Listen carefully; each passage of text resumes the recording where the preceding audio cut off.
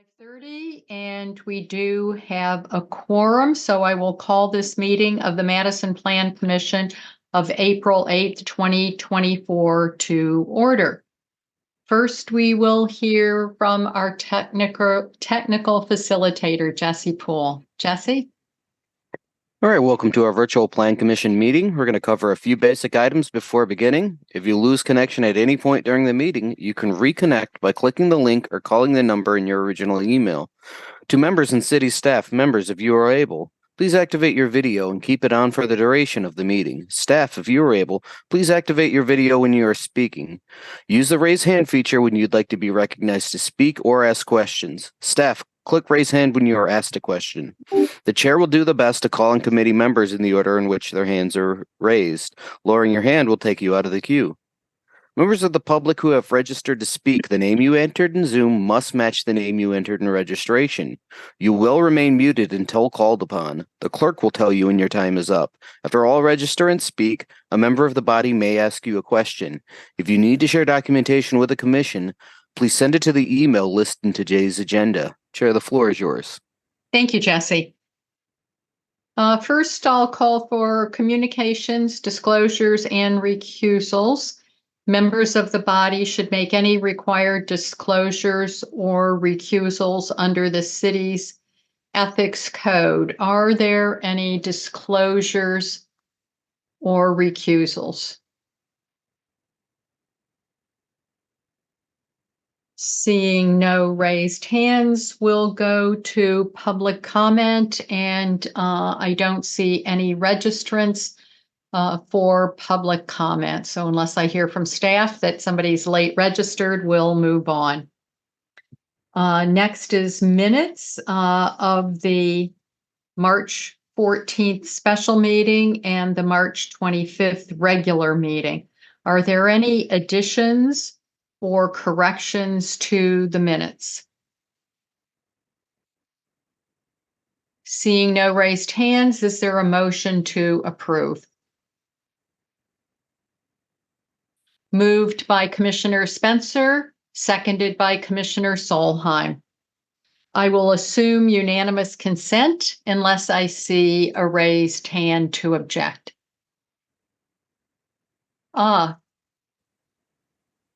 Commissioner Spencer? I just wanted to mention, actually, instead of a motion, I wasn't at the 314 special meeting. Okay. Thank you. Then I will be looking for someone else to make the motion. Alderfield? I'm going to abstain from the vote on the. Okay. 25th. Okay.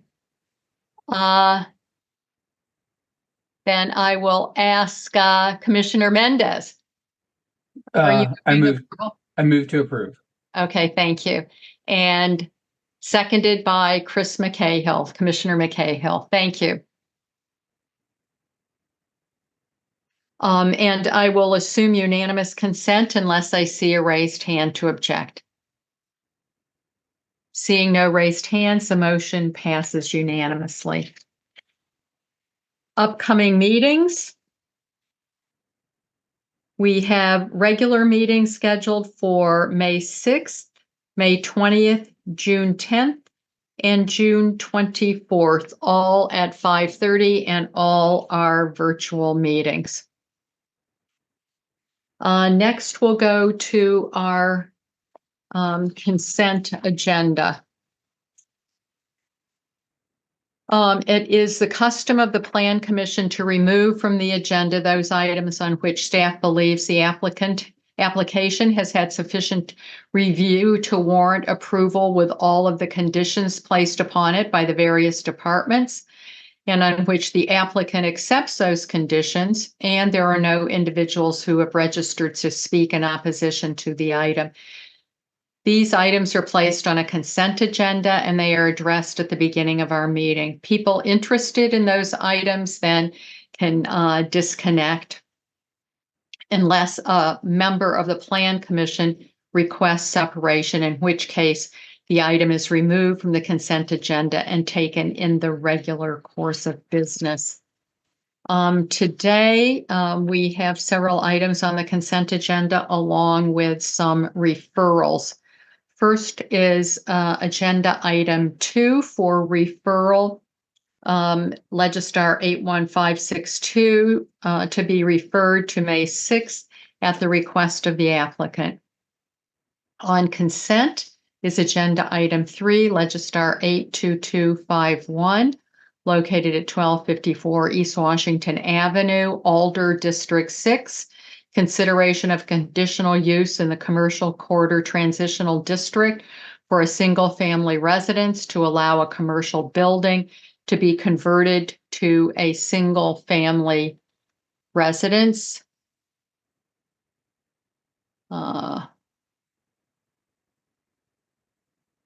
Then also agenda items 7 and 8, which are related. Agenda item 7, Legistar 81922, located at 2230 Pennsylvania Avenue, Urban Design District 4, Alder District 12, consideration of a conditional use in the Industrial Limited District for a personal indoor storage facility. And agenda item 8, Legistar 81944, approving a certified survey map of property owned by Madison Square Storage located at 2230 Pennsylvania Avenue, Alder District 12. And then for referral, agenda item 10, Legistar 81965, amending sections within Chapter 28 of the Madison General Ordinance related to drive-through windows. Are there any requests for separation? Seeing no raised hands, I will ask for a motion on the consent agenda. Approval moved by Commissioner Solheim and seconded by Alder Field. And I will assume unanimous consent on the consent agenda unless I see a raised hand to object. Seeing no raised hands, the consent agenda passes unanimously. Next on the agenda are agenda items 4 through 6, which are related and will be considered as one public hearing. Following the public hearing, the Plan Commission shall make separate findings and motions on each agenda item. Agenda item 4, Legistar 80830, creating sections of the Madison General Ordinance to change the zoning of property located at 5001 through 5105 North Sherman Avenue and 1904 Wheeler Road from Agricultural District and Suburban Residential Consistent 1 District to Parks and Recreation District, Alder District 18. Agenda item 577592, same location.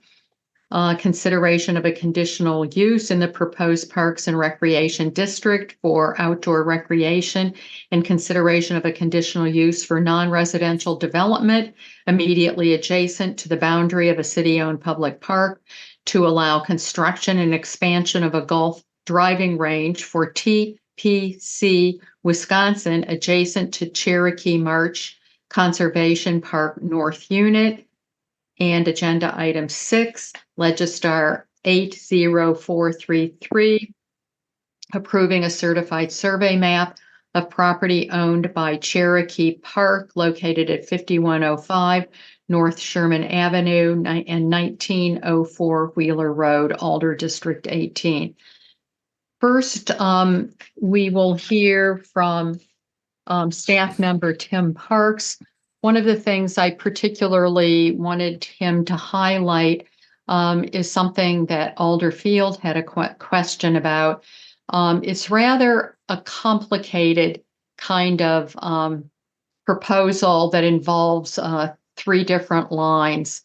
And I wanted Tim to explain parcel lines, zoning lot lines, and zoning district lines. So with that, I'll turn it over to Tim Parks. Tim. Thank you, Chair, members of the Plan Commission. Briefly, items 4, 5, and 6 involve a development proposal by Cherokee Park, Inc. which is now doing business as TPC Wisconsin, regarding a request to renovate and expand an existing golf driving range on 13.5 acres of land they own at 5105 North Sherman Avenue, which has a secondary address of 1904 Wheeler Road. They are proposing to expand the driving range onto approximately 6.3 acres of land owned by the adjacent St. Peter's Catholic Church at 5001 North Sherman Avenue. All of that property, totaling about 19.8 acres, will be rezoned. The driving range currently zoned agricultural. The church currently zoned SRC1 residential, and rezoning with this request, the 19.8 acres to Parks and Recreation District for the purposes of considering a conditional use on the 19.8 acres for an expansion of the golf facility, which will include a 5,440 square foot learning facility or learning academy that will include golf driving bays, restrooms, offices, and storage for the driving range. The country club and clubhouse complex that TPC Wisconsin operates is just northwest of the site on approximately 159 acres of land, historically addressed as 5,000 North Sherman Avenue. The golf course and the clubhouse complex were recently annexed into the city of Madison from the town of Westport. This proposal tonight does not directly affect the primary golf course and the clubhouse complex. It is a driving range facility that also includes tennis courts for the country club. And the subject site is on the east side of North Sherman Avenue. The main country club and clubhouse are on the west side. So they're requesting to expand the driving range, bring it up to what they represent as the standards for the TPC golf course brand.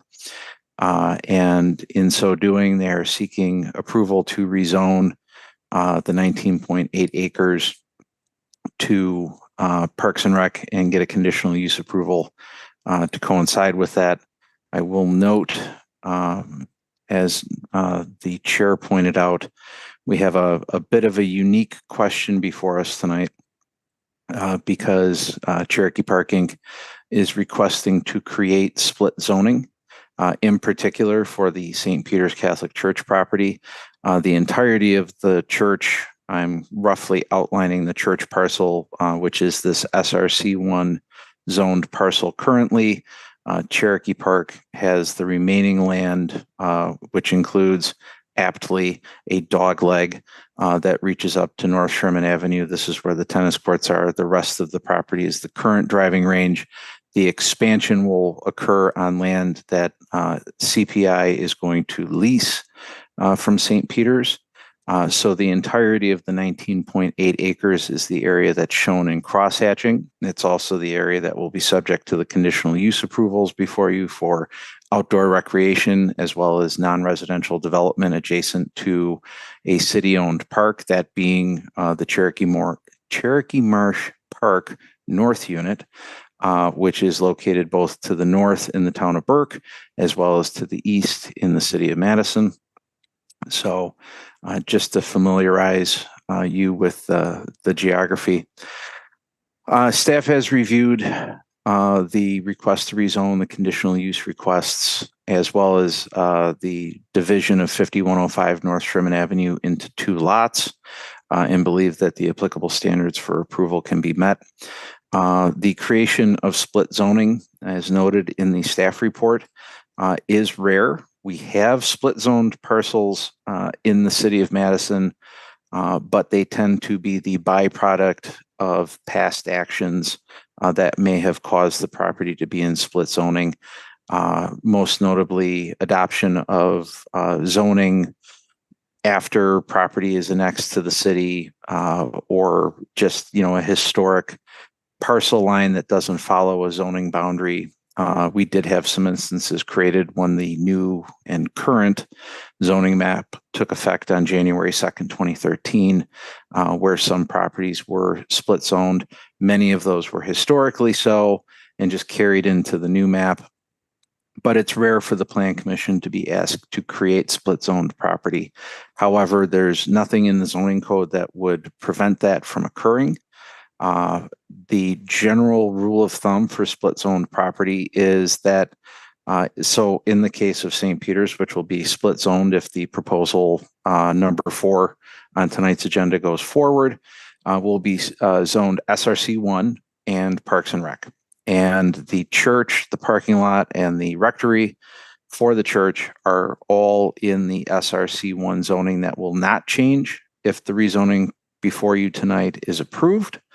And the church, the rectory, and the parking lot will have to comply with the SRC1 use and bulk requirements on the portion that will remain SRC1. The general rule of thumb is you cannot use property in a different zoning classification to comply with the zoning requirements in the other district on a split zoned property.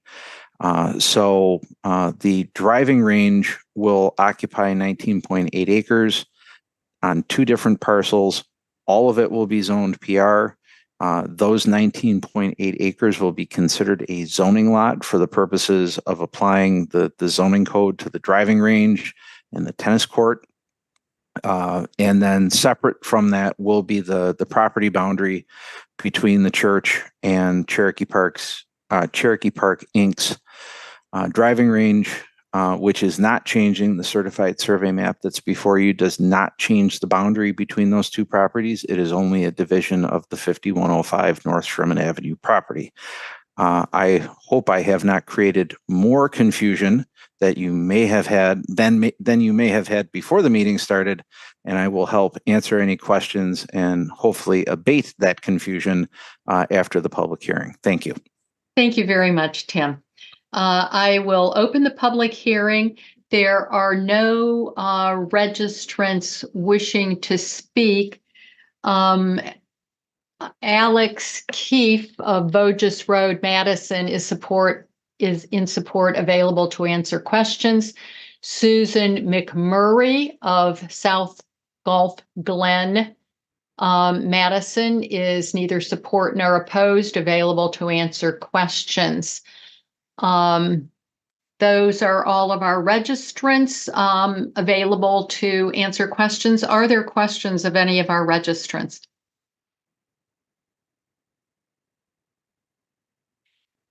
Seeing no raised hands, I'll close the public hearing. Are there questions of staff?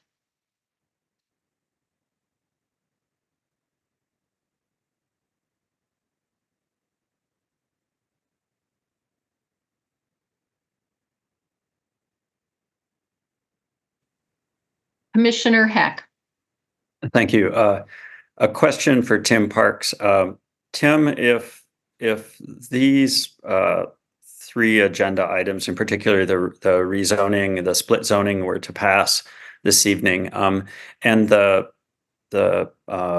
planned uses that we're hearing about for the conditional use were eventually to be discontinued, or let's say the lease were to be discontinued, do you see any barriers to this split zoning situation being changed to all being the same zoning in the future because of our actions tonight, or it would just be a relatively analogous Plan Commission consideration to put the parcels back together zoning wise?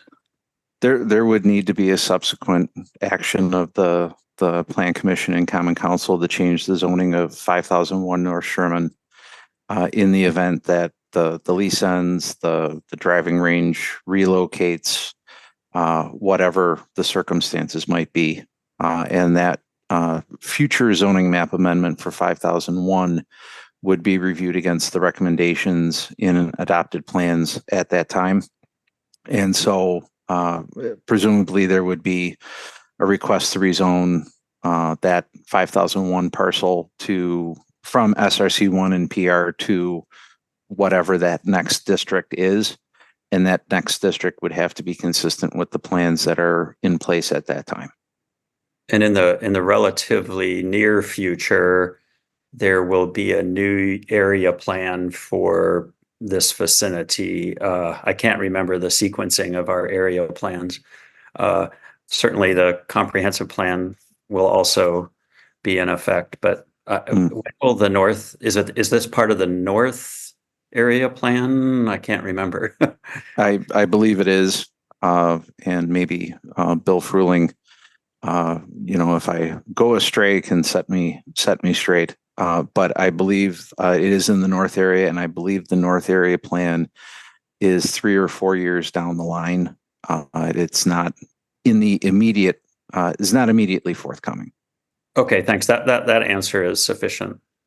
Thank you. Those were my questions. Okay, thank you, Commissioner. Commissioner Solheim. Thank you. Normally I'd ask this of the applicant, but it wasn't entirely clear who is here. And I think this is clear enough for Tim to confirm probably, but I've been by this site many times, and I believe that much of this area that they're leasing from the church is currently under use by the driving range, but they are adding some buildings to that area. Is that correct? Like that tree line? Yes. Roughly the border. I would say that there has been some sort of informal arrangement. And as you noted, there is a tree line on the east side of the driveway that leads into the church site from Wheeler Road. And that there, has been some activity on that site, but what the status of a lease was before it or any agreements that existed, I couldn't say specifically what those were. Thank you. And then one other question. I saw the wetlands report was included in Legistar. And I believe that's usually something that have to be part of a DNR permitting process, but I was just wondering if that came into play, if that was, uploaded as part of, if any staff members had requested that. And I did notice in the one new parking lot that was being added, they were using permeable pavers, which I would assume kind of tied into that. Do you have any additional information on the wetlands that we should be aware of? No, other than the plans will need to abide by the wetland delineation that was provided, which is dated May 1st, 2023, which is attached to the conditional use file. And they will need to provide a 75-foot setback from that, which goes back to when this area, particular geography, was added to the central urban service area that was adopted with a 75-foot wetland setback that was no mow, no pesticide, no fertilizer use within 75 feet. So that the wetlands will maybe touch the edges of some of the site improvements, but in terms of what they'll be able to do within the 75 feet, that will be very limited, even the permeable pavers. Thank you, Tim. That's all I have. Okay, thank you. Commissioner Heck. Thanks. I did have one more question, Tim. We had written comment about the lack of public engagement with regard to, I think, the business, the question, but in particular, these agenda items. Is there an obligation for, say, a conditional use or rezoning for neighborhood engagement? How were they notified of these items? I guess I didn't know if an applicant was in the Zoom meeting or not based on the registrations, but it would kind of be encouraging to know that they were willing to do that. Yeah, I did see that public comment. And first, as it pertains to the particular geography that's before you tonight, they are not required to have a community meeting in order to file the rezoning, conditional use, and secondarily the land division requests. They did notify Alder Miazdi before the Miazzi, before submitting, and I believe he granted them a waiver to proceed. And from a procedural standpoint, we provided notices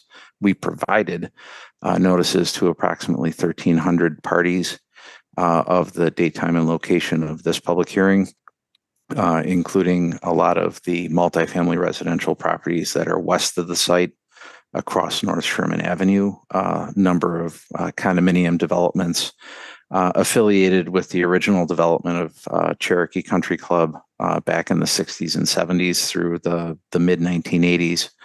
And so any property within 200 feet of the two sites, 5001 and 5105, were notified. So pretty broad net was cast there.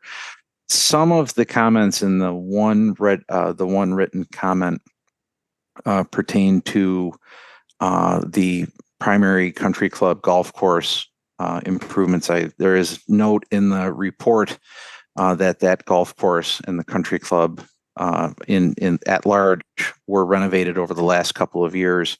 That was a significant reinvestment into the golf course. A lot of work that primarily was done under maybe a limited town of Westport approval and DNR approval for the impacts that they had on the wetlands that they were working with throughout the golf course. And that was actually one of the things that brought the status of our memorandum of understanding and annexation agreement with Cherokee Park Inc. from 2007 to light. Was we were getting a lot of comments about why didn't we hear about what's going on with the golf course. And at the time, in fact, until January 31st of this year, the golf course and the clubhouse were in the town of Westport, and they were not subject to the city of Madison's jurisdiction. And Cherokee Park Inc. was obligated by that 2007 agreement to annex all of their properties, save for two small ones, to the city by, I believe, April 7th, 2022. We were working with Cherokee over a 2-year period to bring those annexations into the city, get the property into the city that they had agreed to bring in. But in that time period, a lot of the work on the golf course had occurred. And I think that was some of what that public comment was referring to, was the amount of investment in the golf course and the lack of communication that party felt coincided with that improvement. So, but I will note for the record and all of our faithful fans watching at home, that the property that was annexed to the city, the 159 acres, are temp zoned. They're temporarily zoned. They don't have full zoning approvals. And Cherokee Park Inc. is on notice that they need to seek zoning approvals for the golf course, which may include conditional uses, and that they'll need that before they can get permits from the city for those 159 acres. So no timeline for when that will occur, but it will probably occur within the next year because there is a golf tournament that they are hoping to bring to the site in 2025. I believe the public comment said 2024. That golf tournament is staying at University Ridge this year, but it is moving to TPC, Wisconsin in the summer of 2025. And so there'll be a lot of coordination between TPC and the city about that event when it occurs. And we would anticipate there being permanent zoning for the golf course in place when all of that transpires in the next year to 15 months.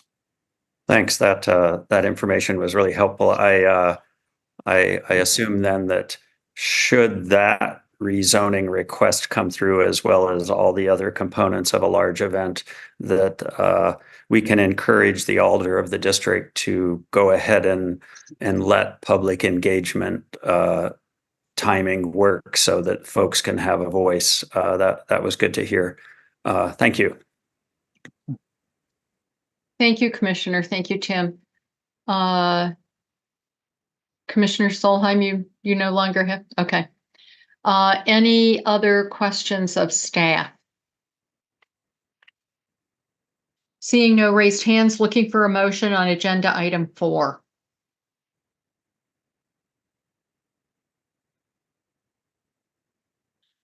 Commissioner Solheim. I assume I should do these all separately. Yes. I move that the Plan Commission forward zoning map amendment to rezone a portion of 5001 Sherman Avenue and all of 5105 North Sherman Avenue / 1904 Wheeler Road from SRC1 and Ag respectively to PR to the Common Council with a recommendation of approval. Is there a second? Seconded by Alder Field. Is there any discussion? Seeing no raised hands, we'll come to a vote and I'll assume unanimous consent unless I see a raised hand to object. Seeing no raised hands, motion passes unanimously. Now we need a motion on agenda item 5. Commissioner Solheim. I'll move that the Plan Commission find that the standards for conditional use and supplemental regulations are met to approve and allow reconstruction and expansion of a golf driving range for TPC Wisconsin adjacent to Cherokee Marsh Conservation Park North Unit, subject to the conditions in the staff report. Seconded by Alder Field. Is there any discussion on the motion? Did you have anything you wish to say on your motion, Commissioner? No, just thank you, Tim, for the thorough explanation of both the split zoning as well as the background on the improvements to the golf course. That was very helpful. Thank you. Yes, thank you. With that, we will come to a vote, and I will assume unanimous consent unless I see a raised hand to object. Seeing no raised hands, motion passes unanimously. And now we need a motion on agenda item 6. Commissioner Solheim. I'll move that the Plan Commission forward the CSM to divide 5105 North Sherman Avenue and 1904 Wheeler Road into 2 lots to the Common Council with a recommendation of approval, subject to the conditions in the staff report. Thank you. Seconded by Alder Field. Did you wish to say anything to your motion? Okay. Any discussion? Seeing no raised hands, we'll come to a vote, and I will assume unanimous consent unless I see a raised hand to object. Seeing no raised hands, the motion passes unanimously. Now moving on to agenda item 9, zoning text amendment, Legistar 81952, amending section 28.151 and 28.211 of the Madison General Ordinances to allow accessory dwelling units for properties with up to 8 dwelling units and removing owner occupancy requirements for ADUs.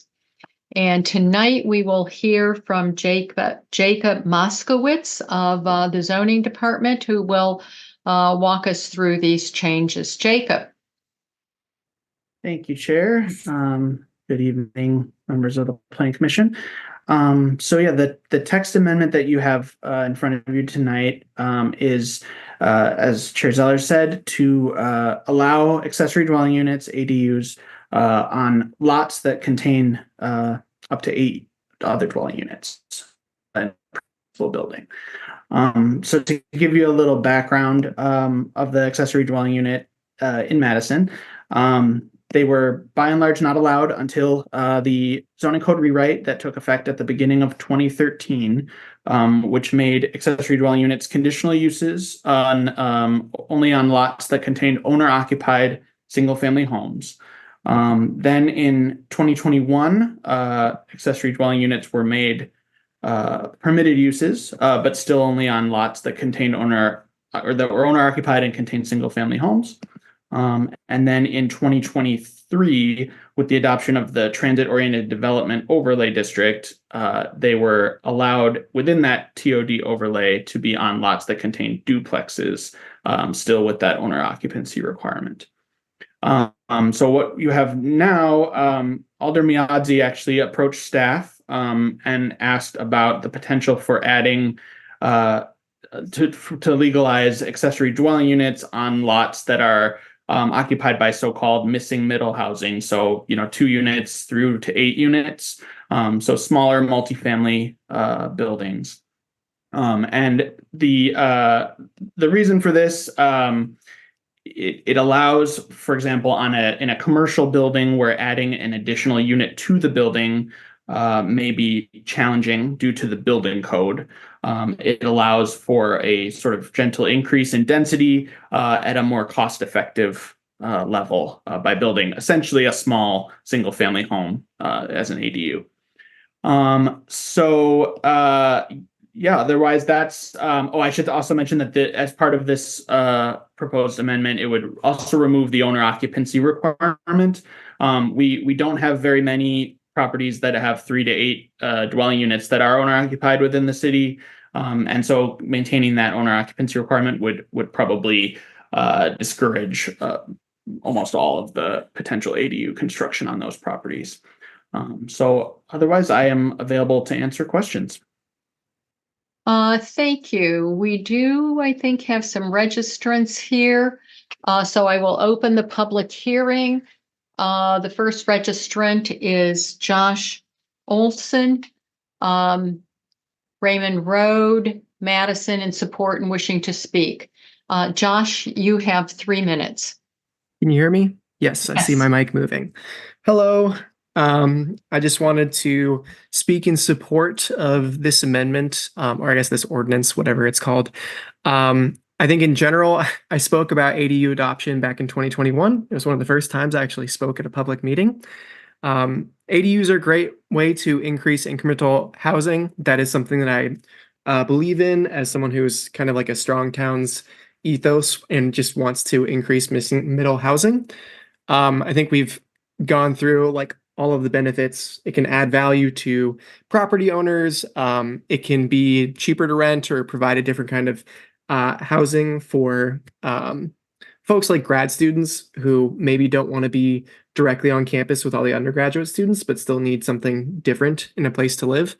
It's also great for senior living if someone isn't ready to give up their property, but they can't live in their big home and they need to downsize. It's a way for them to downsize while still maintaining their retirement nest egg. I think all of these, it also, in that example, allows for families to kind of cycle into those bigger homes. So the fact that we've only permitted, I believe, 32 of these units since those changes in 2021 makes me think that we really should be lowering the barrier to entry on these units. So I would like to see them be more legal and kind of just removing things like the owner occupancy requirements that make them either difficult or impossible to build, especially that last point where if we expand this to 3 to 8 units, there aren't many owner occupied 3 to 8 units. So that would kind of be self-defeating. So I'm very much in support of this and I hope it passes. Thank you. Thank you, Josh. The next registrant is Paul Bailey, Seago Road, Madison, Wisconsin, in support and wishing to speak. Paul, you have 3 minutes.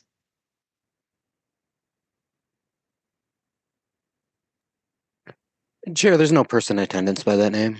Okay, thank you. The next registrant is Matt Gaulick, South Franklin Street, Madison, in support and wishing to speak. Matt, you have 3 minutes. Chair, there's no person in attendance by that name. Okay, next registrant is Eric Wiem, Carver Street, Madison, in support and wishing to speak. Eric, you have 3 minutes.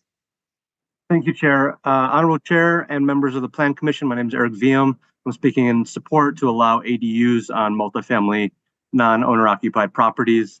First, I want to appreciate the leadership of alders sponsoring this ordinance, Alder Evers, Alder Bennett, Alder Figueroa Cole, and Alder Miazzi.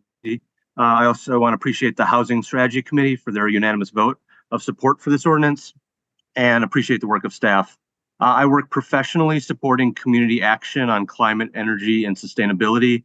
I own a non-owner occupied multifamily property on Carver Street that is providing housing for a single mother and 2 young working couples. Our tenants love their homes and their neighborhood. ADUs being allowed on multifamily non-owner occupied properties such as mine create the possibility to gently add density to our neighborhoods.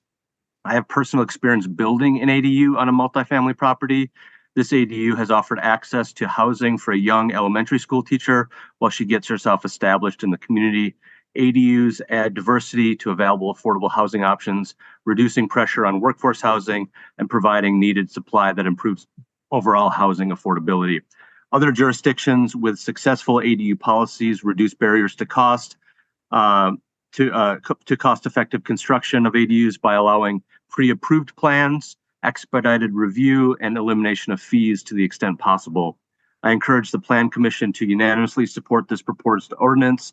Further, I encourage the Plan Commission and Common Council to continue to support and adopt innovative policies that allow housing flexibility and creativity while protecting neighborhood character. Thank you for the opportunity to speak. I'm available to the committee for questions. Thank you, Eric.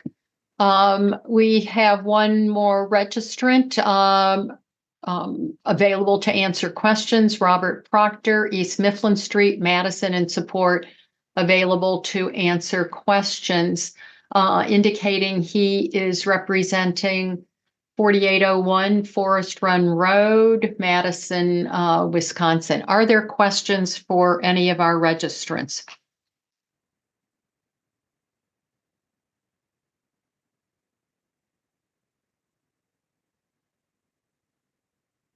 I see that an attendee raised his hand, and just to note to the attendees that this is a time for questions by Plan Commission members. Bill Fruehling? Yeah, thank you, Chair. I just wanted to point out that it looks like there are a couple additional people who wish to speak. Okay. Wendy Ferndale and Derek Schaller, who I believe was the participant who was just raising their hand. Okay. So would you read the first one into the record, please? And we'll move to them. Go ahead. Yes. It's Wendy Fernsdale, registered in opposition, wishing to speak. She's from 912 Van Buren Street in District 13. Okay. Wendy, you have 3 minutes. Okay, thank you. Yes, my name is Wendy Fernside. And the proposal to remove the owner occupancy requirement and allow ADUs on properties with up to 8 units fundamentally changes what was the original intent of accessory dwelling units. They are no longer granny flats. Another rental unit on a rental property is not an accessory use. It is simply an expansion of the allowable number of units. This changes, it makes the proposal part of a larger issue of density increasing strategies for residential development across the city.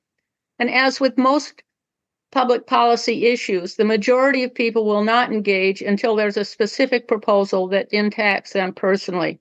On the development front, that time is now. You're hearing a lot of concerns being voiced at public meetings, letters to the editor, opinion pieces, newspaper articles, on Nextdoor and a neighborhood association, listservs, and so on.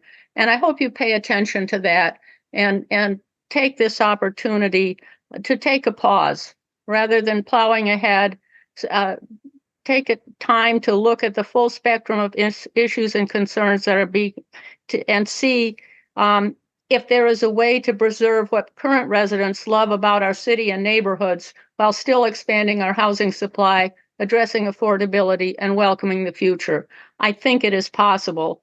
The decisions you will make today and over time affect the look and feel of our city for years to come. I think it's worth taking time to do it right, and really listen to what people have to say. There's really a lot of frustration out there that you see in all of these different sources of information. I really do believe that this particular ADU thing, it's not huge. It is not going to do much to solve the housing shortage or affordability problem in Madison. What it will do is gradually alter the character of individual properties and neighborhoods, especially those in older historic Near East and Near West Side neighborhoods, by taking up already limited green space, crowding adjacent homes, and promoting conversion of large single-family homes to apartments, and basically changing what are the family neighborhoods in our city. I think it's very important that cities have neighborhoods that are different kinds of neighborhoods all over the city, and have cities that really appeal to everybody. The people who are moving into many of the bigger apartment buildings that are built in Madison today, they're going to grow up, they're going to get married, they're going to have families, they're going to want to have spaces where their kids can play. And it's just, we need to make sure that we continue to support our neighborhoods as well as our. Thank you, Wendy. That concludes your available time. Thank you. Mm-hmm. And Bill, if you could please read the other late registrant in. You're muted, Bill. Thank you. Trying to unmute there. Yes, the other registrant I mentioned was Derek Schaller, registered in opposition, wishing to speak from 508 South Prospect in District 13. Derek, you have 3 minutes. Thank you to all in the committee to allow me to speak today. I'd like to echo Wendy's viewpoints about accessory dwelling units and what significance of the impact they will have on the totality of the housing crisis versus the significant impacts they will have on individual neighborhoods and individual homeowners. I think it creates a kind of a high level of risk for each homeowner to find out somebody can build a very large dwelling unit that completely changes the character of their property. I do think this housing issue needs to be tackled more on a countywide level rather than, I look at our 1922 house, 3-bedroom house. My wife and I live here with our young children. We have a tiny little backyard, and I feel like we're already living at a higher level of density than many of our neighbors in Dane County. So, and we certainly pay a premium to live where we live on a per square foot or lot foot basis. So to introduce a wild card like this that can absolutely impact individual families, I wouldn't say randomly, but in a sort of a blindsided way without a specific proposal for an individual dwelling unit for those concerns to be addressed is extremely concerning. And, I guess look at it if you think this is going to make a big impact to the amount of housing supply, then you must imagine there would be many dwelling units. Well, if that's the case, that will substantially change these neighborhoods that have been here for 100 years in a very modest footprint. And I really encourage the committee to pause with these concerns. And the other part of it about it is really owner occupancy, I think, is key to all neighborhoods not going down the drain, to put it bluntly. Thank you. Thank you, Derek. Are there any other registrants, Bill, wishing to speak? No, just the two that were previously called that I don't see in the waiting room there. So I think that's everybody. Thank you. Are there questions of any of our registrants?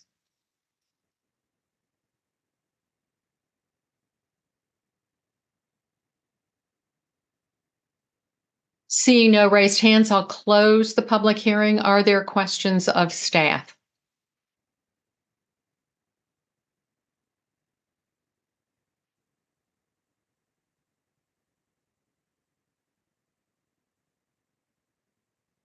Are there questions of staff? Seeing no raised hands, I'm looking for a motion.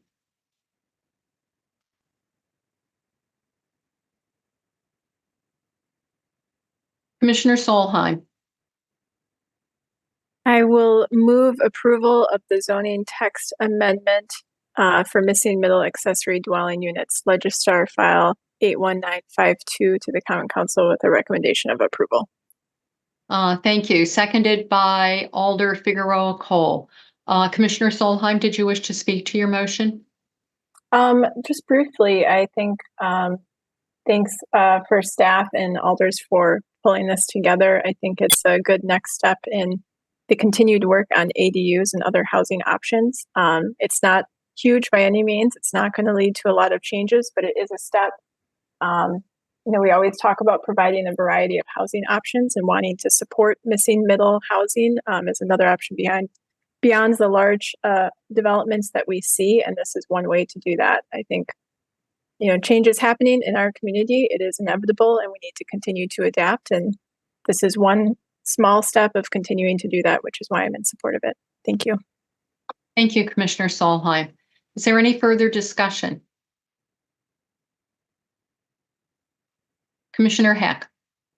Thank you. Just a brief remark. I'll certainly be supporting this.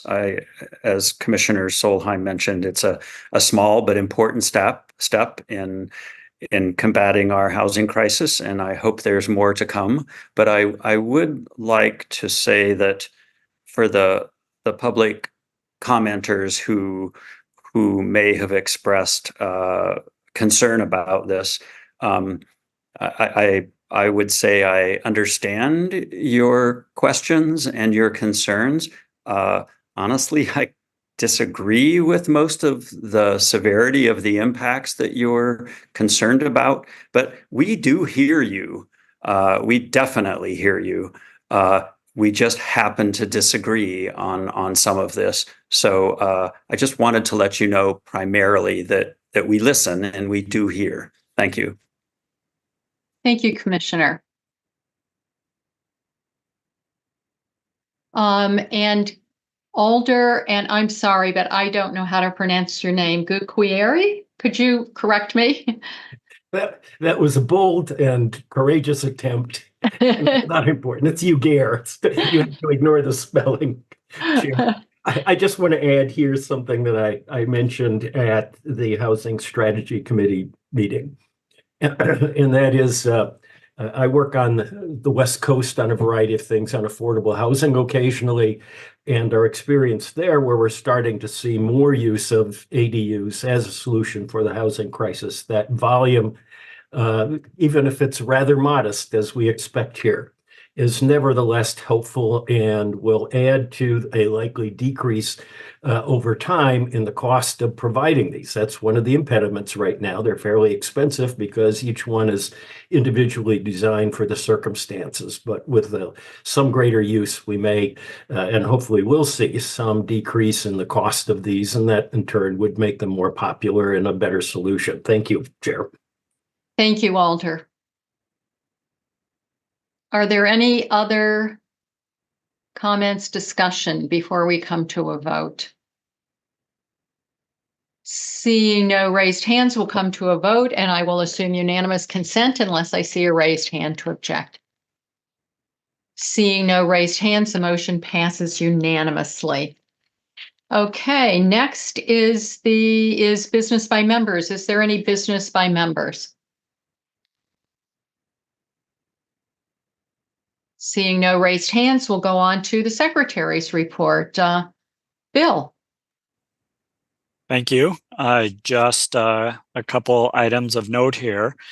The first item is, and you may have seen this in the media, but Alder Bennett has appealed the Plan Commission's decision to not approve the demolition permit for the project at 428 through 444 State Street. And so that is a valid appeal that will be introduced at the next council meeting on April 16th and then discussed at the commission, or I'm sorry, the Common Council meeting of May 7th. So just wanted to follow up and let the commission know that. Other than that, would you like to talk about want me to highlight a couple of the upcoming agenda items on future agendas? Yes, please.